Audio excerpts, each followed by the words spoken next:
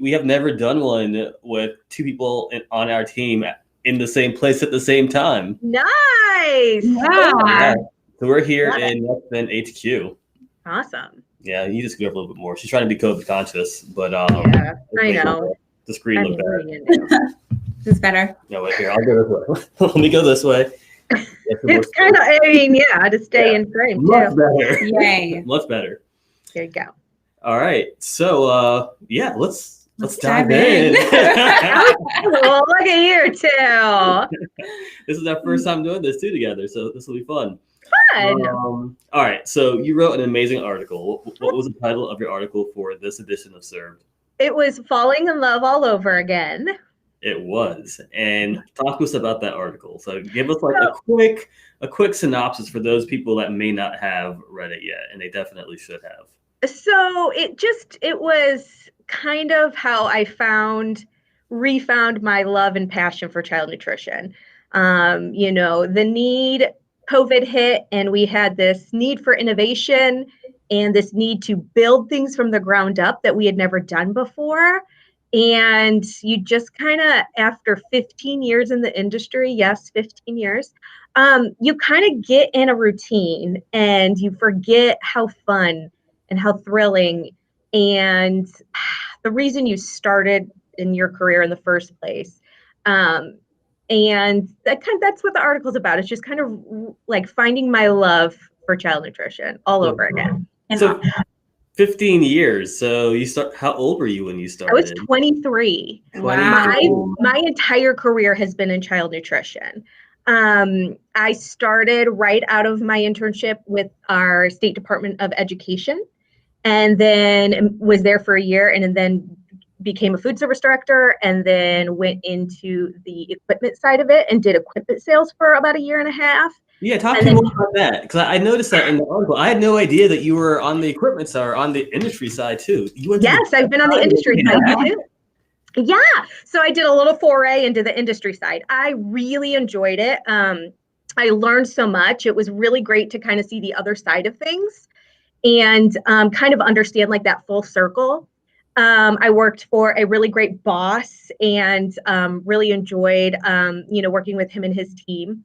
He left the company we worked for, and it was kind of at that moment I was like, gosh, I just miss being in the schools. I miss my girls. I miss my people.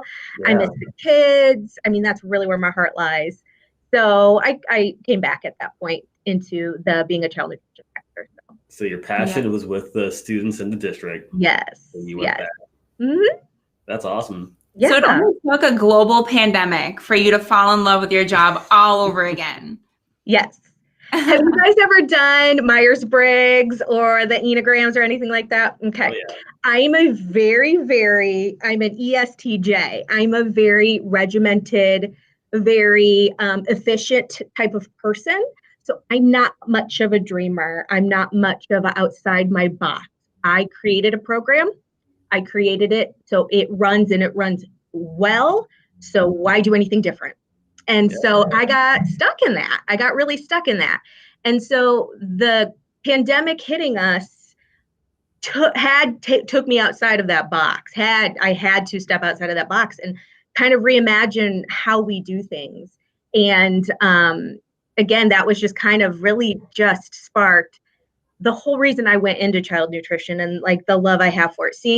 Getting out into community, actually seeing, doing curbside feeding, doing mobile routes, seeing kids' faces, interacting with parents who were just so grateful for what we were doing. It just really brought it back full circle for me and just kind of, made me think, gosh, this is why I do this. This is truly, truly why I do this. Yeah. And in the article you mentioned you only had like a day or so to figure out the new plan. So literally, what did you guys go with? Luckily in central Indiana, which is where I'm located, I'm from Indianapolis. In central Indiana, we had another school district that had gotten closed weeks earlier. And the food service director just kind of threw together a plan, and she really, we all just kind of modeled off what she was doing. She was really the, spearheaded this curbside feeding, idea. Anybody I know? You might. Emily Cates from Avon School. Okay, cool. Yeah. So, I mean, I gave her so many props too, because we all just literally stole her idea. We're like, well, I guess we'll do that. I mean, we had to.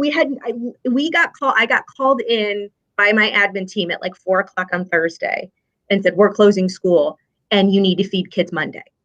So I had Friday we had that, that day to come up with the plan and execute it and then be able to disperse food on Monday. So yeah, we literally had a day, and luckily Emily had paved the way for us a little bit to give us that, I guess, framework. And we've all, as districts, throughout, have all figured out what works directly for us. But yeah, thank gosh, because I'm not sure what I mean, nobody's ever done this before. Like nobody knew what to do. We were all winging it. Mm-hmm.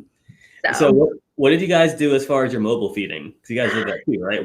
Oh gosh, it was so fun. So we had another forced closure this past November from our county Department of Health.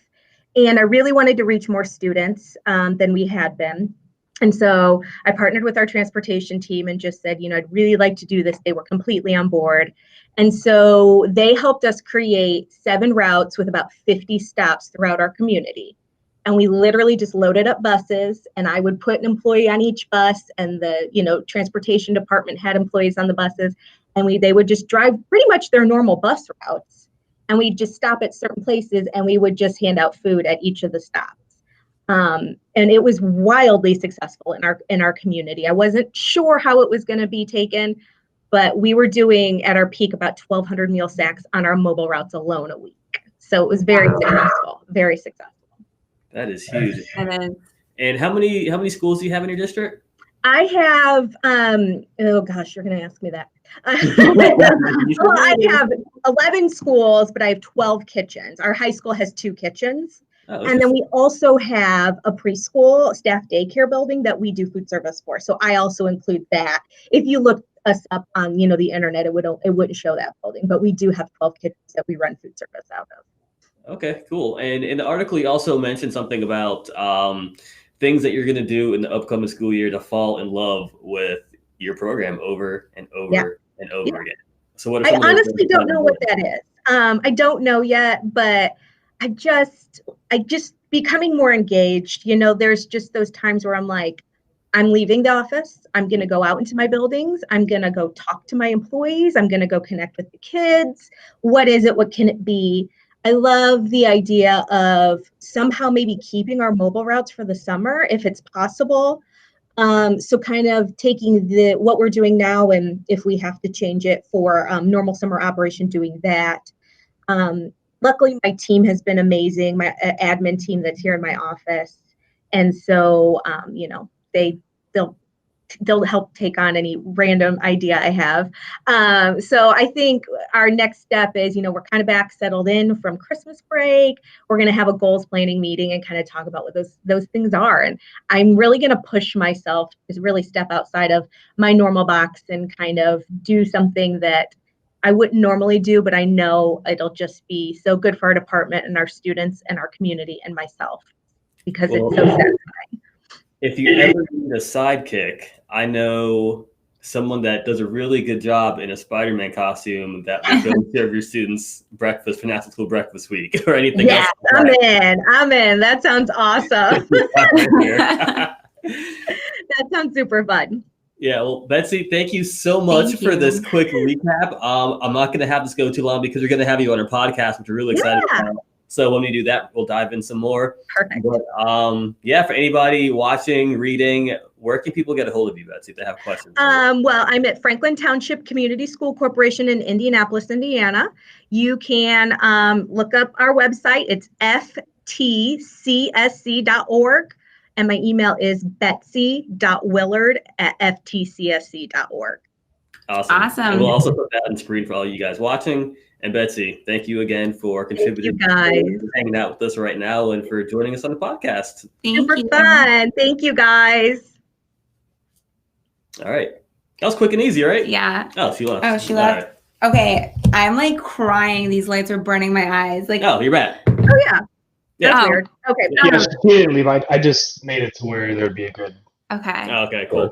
So that was quick and easy, painless, right? Yeah, that was awesome. Thanks. Betsy, if you can send any pictures of your program from curbside feeding or I meal can prep, send you some, Brianna. that would be great. And we'll roll those in. I'm not a photographer. They're really bad. I even told Melissa that because, you know, they're just like my iPhone snapshots. But I'll send some in because we've got a couple. We've got some good ones with our transportation team too. So Okay, great. yeah. That'd be awesome. Yay. Yeah, well, thanks again for doing this. We appreciate All it. right. I'm still expecting my swag, Marlon. Oh, I'm going to bring you some swag to Indy. Don't worry. I got you. I got All you. right. All right. Hey, Bree, All right. I was thinking what? Yeah. We have fanny packs. We do have fanny pens. packs. We'll bring some I love stuff. I love a fanny pack. Yeah. Thank you. Let's take Me a group too. photo with a fanny pack. We should. We absolutely That'd should. be Yeah, you guys definitely need to put that up. They're coming back.